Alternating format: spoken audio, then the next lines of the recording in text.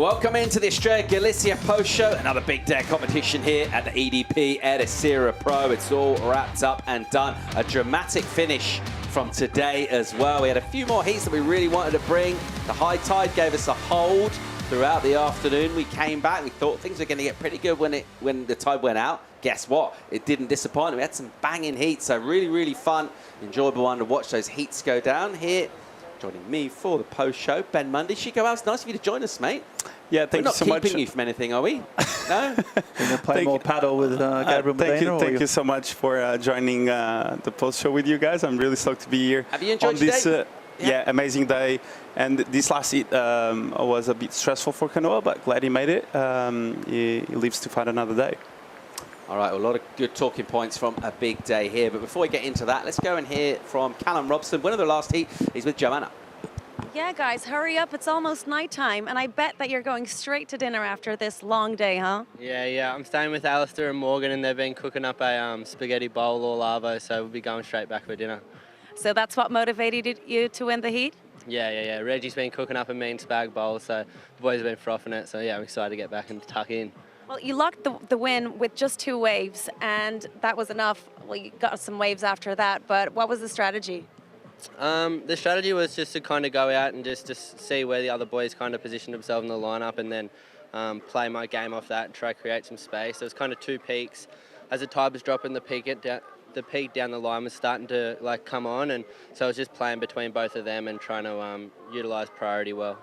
And we were also playing Predator because you were running after the other competitors. Yeah, especially if people like Canoa in the heat, he's like world-class surfer, and to have him in a heat, he's dangerous wherever he goes up and down the point. So for me, it was just like trying to keep an eye on the other people in the heat, but also just focus on doing my own thing.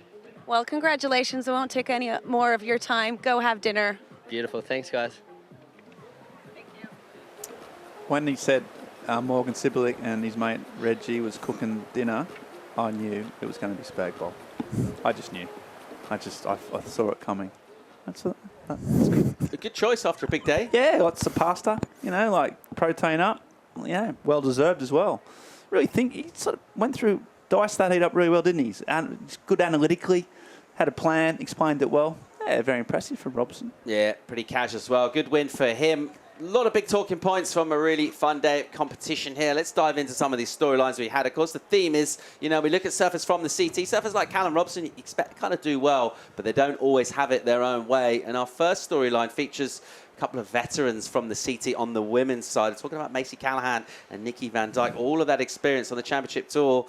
They're out of competition, Ben. Yeah, exactly. I mean, so great surfers, incredible talent, incredible experience. But today they just came up against some the next generation of surfers coming through that just showed what, where the sport is headed, and they couldn't quite keep up as it stands right today. So this was round of 32, heat 8, and Tya Zebrowski has been an absolute heat killer throughout. Of course, also in this heat, in that red jersey, talking a CT experience, Bella Nichols. And this was the heat that had a fog break. So around the 17-minute mark, the fog came in. They had to stop the heat and restart it afterwards. So it kind of made it even more impressive what the young 13-year-old Tahitian did after the fog break. Dealt with a pretty weird situation, and then within a couple of minutes, just turned the whole heat. Let's say turned the whole sport on its head. Yeah, I think Nikki had the opportunity here on this one specifically, and I thought she played a bit safe. And with girls like that on her heat, she had to push a bit more, just like Tya did on this one. She's just showing another type of gear. She's really technical, really whippy off the top, and yeah, she's going to be really, really hard to beat. I feel like she's going to be posting some big numbers throughout the whole event, and yeah, what a surfer we are witnessing. Yeah, and she said straight afterwards, the goal is to win. She's not here for the experience. She's not here to get some time off school. She's here to go all the way. And having watched her performances today and yesterday, there's no reason why she can't win. Yeah, I mean, we're enjoying watching these highlights. I tell you what, if you're one of those women that maybe been around for a little while, that are trying to re-qualify, maybe you've fallen off tour, I don't think you'd be enjoying this as much, because you can feel and see Tya Zebrowski coming, and that must be quite disconcerting. Yeah, the winds of change are blowing, and that's the future of the sport right there. Bella Kenworthy, though, she's right up there in the top Well, she's second on the ranking, so she's just chipping away. She's got a big chance of qualifying for the CT here in Portugal. Okay, well, another storyline that we've got over on the men's side of the draw. This was round of 64, heat 7. We just saw this go down. We talked about drama. We had a theme this afternoon where a lot of these heats scores were being read out with surfers back on the water, coming from exchanges right at the end. We had pulses of waves.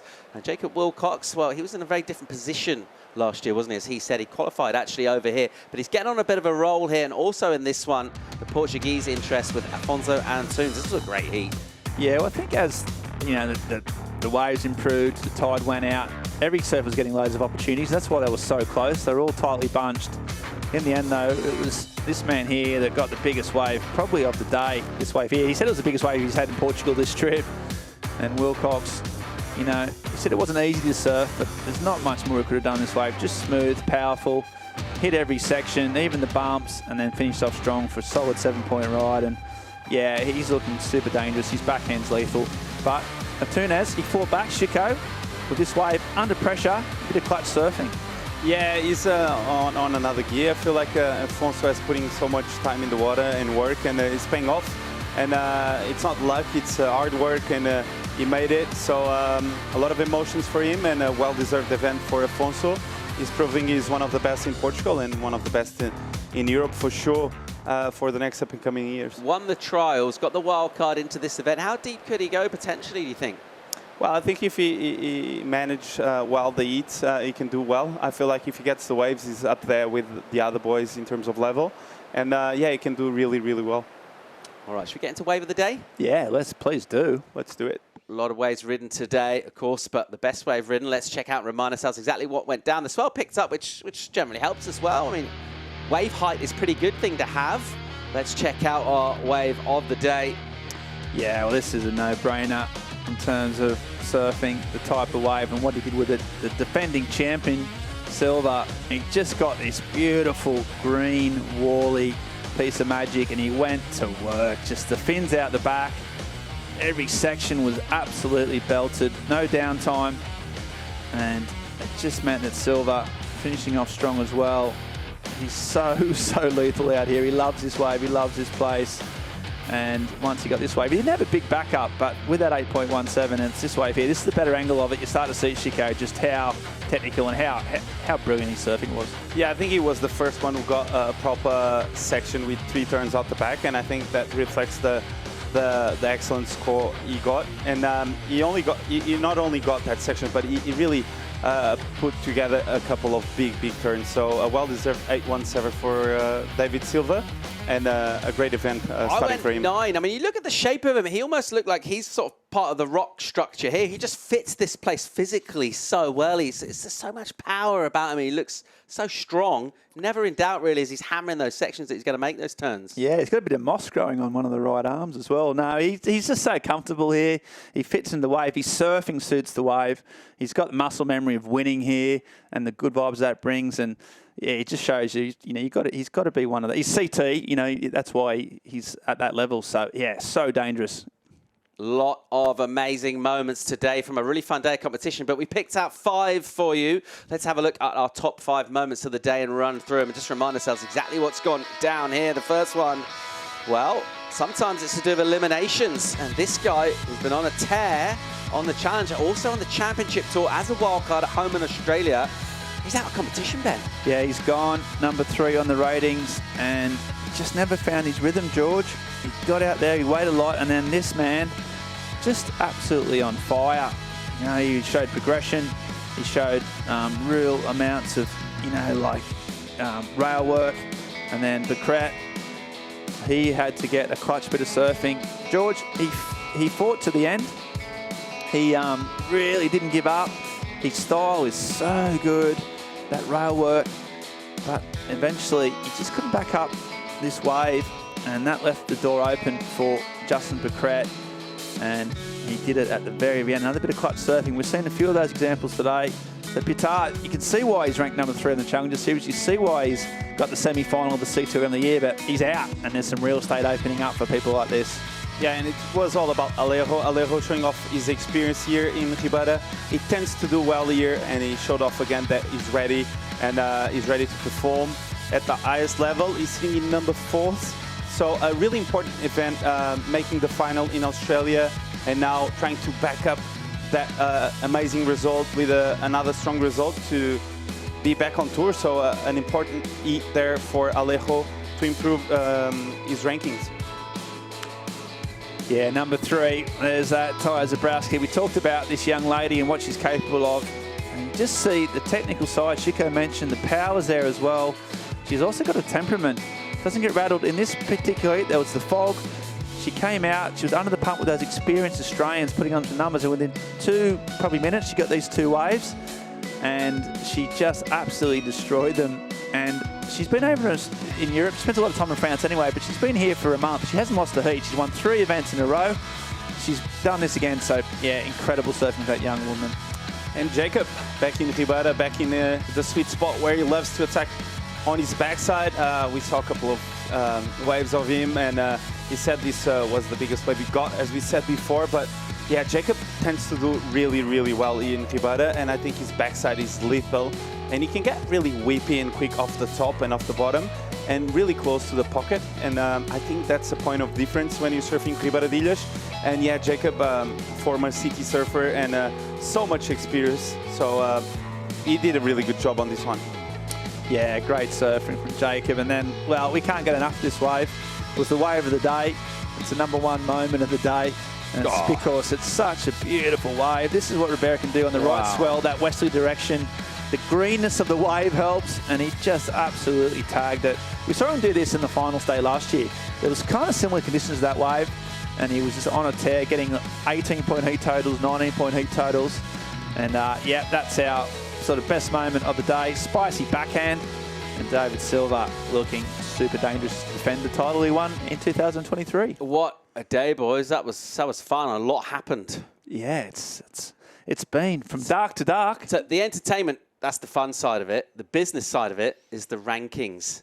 So through the miracles of modern spreadsheeting, we've got live rankings updated as of today. What are you seeing, Ben Mundy? Well, we're seeing some opportunities for these guys blow. We haven't seen Migno surf yet. Cleveland hasn't surfed yet. McDonough is gone. He just couldn't get through that first round heat. Bunch is still in it. Pupo's still in it. Rodrigo's still in it. Alejo Muniz is still in it. And Pittar up there at #3. So there's some, you know, we could sort of put a little tape over their names, so they're out of the event.